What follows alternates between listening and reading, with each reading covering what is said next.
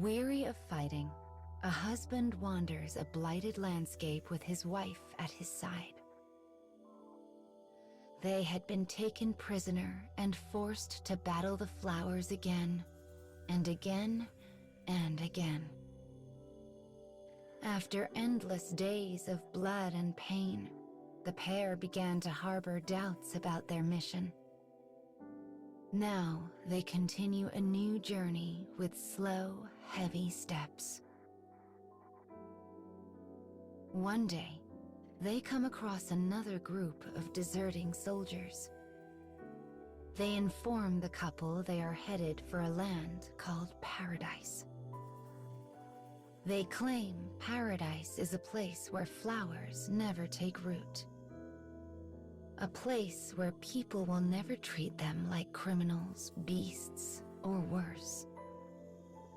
A utopia where an idealized life is guaranteed for all. The couple ruminates on this. What if they're right? What if such a place actually exists? After a moment, they decide to join the group. Perhaps they're wrong, and this so-called paradise is nothing but a fleeting dream.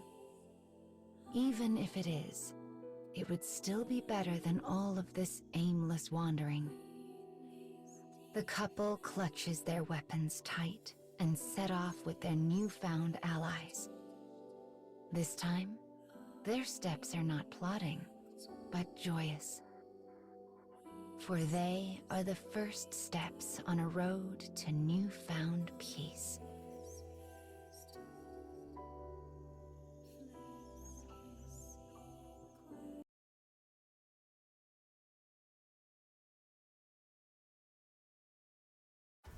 The couple, now joined with a band of deserting soldiers, continues along the difficult path to paradise. Along with their newfound allies, they again take up arms against the menace of the flowers. Today, they intend to collapse a building and take out the entire bouquet in a single strike. The husband came up with the idea. And as its owner, he volunteers to risk his life by drawing the flowers' attention. While they are distracted, the rest of the group uses the opportunity to bring down the building. The flowers are caught unaware and crushed. The group is filled with almost impossible joy. They praise the husband's cleverness. They applaud his bravery. Their raucous cheers are filled with something very new and strange: hope. After countless battles, a powerful solidarity forms between the husband and his new companions.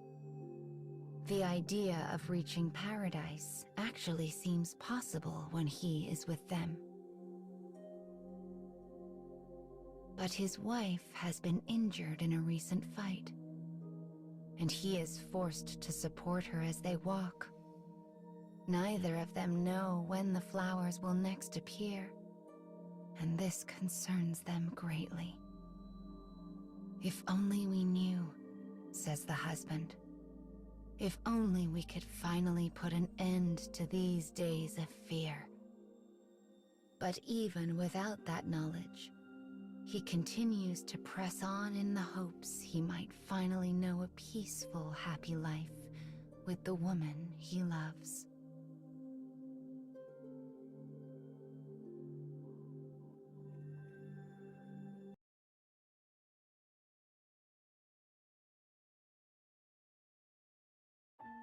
The couple continue the search for paradise with the rest of the deserters.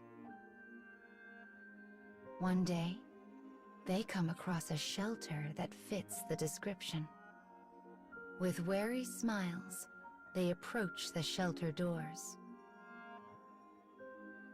But when they draw close, a siren begins to blare. It is quickly joined by a clipped voice over an intercom that utters 6 heartbreaking words.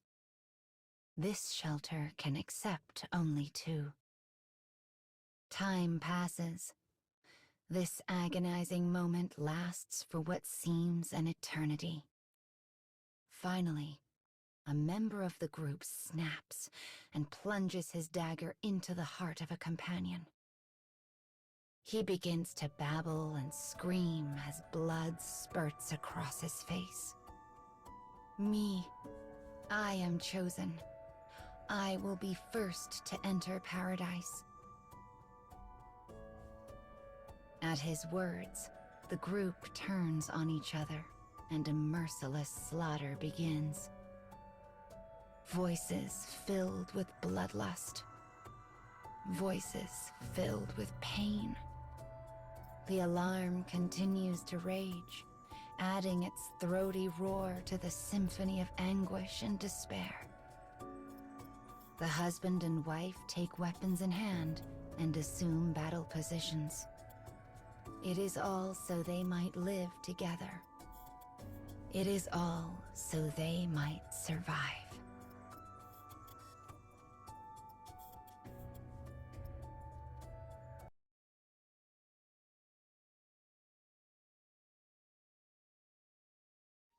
All the couple wanted was freedom. Yet what they found at the end of their long journey was an inescapable hell where friend turned on friend. They are the only survivors. The husband sought to shield his wife during the fray, and now bleeds steadily from countless wounds.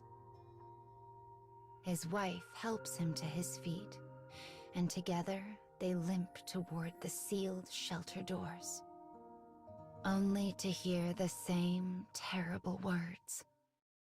This shelter can accept only 2. Suddenly, the husband understands everything. He smiles at his bewildered wife. Go on. Live a happy life, both of you. Rather than regret, his voice is filled with the stirrings of hope. In one swift movement, he picks up his sword and drives it through his own heart. His wife can do nothing but watch as he expires with a smile. Though her heart screams with sadness and loss, she will not allow that to overwhelm her husband's final, desperate hope. She turns to face the doors of paradise. The alarm is silent. In that silence, her husband's last words replay in her mind.